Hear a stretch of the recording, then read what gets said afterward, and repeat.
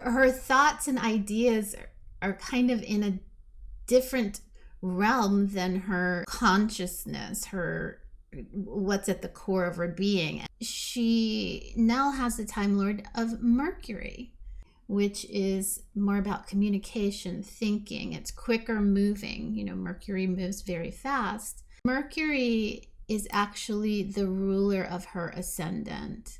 So Mercury is a pretty important planet for her. It can be very changeable. You know, again, it's about communication, negotiation, ideas, curiosity. Sometimes, you know, it can be the trickster. So, you know, it can be a little tricky there. And a lot around news and information. A lot in the details, not as much the sort of higher learning concepts as with Jupiter. It's a little bit what we would call debilitated. For her, Mercury is what we call combust. It's combust the sun. So you see Mercury is right next to the sun. So Mercury is in essence being burned by the sun, so it can't function as well as it would like to. The other thing I note about Mercury for her is that it's in a different sign for the sun.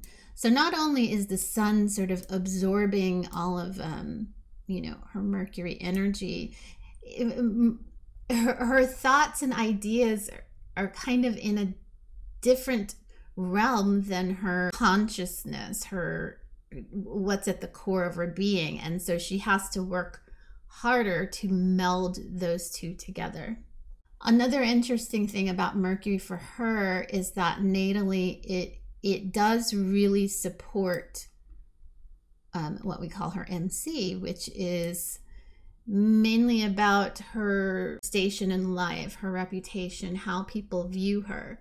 So even while, you know, so while Mercury does not perform well, so it does support her in her career, but sometimes things may be a little bit off with it if she can't really meld and get that power out of Mercury. And the same thing goes with her, how she presents herself to the world. It can be a little bit awkward because it rules this first house of personality and self-identity and that sort of thing. So we can see that, you know, she may have in her life kind of had some troubles with Mercury, but Mercury can also be, you know, it can also still be productive.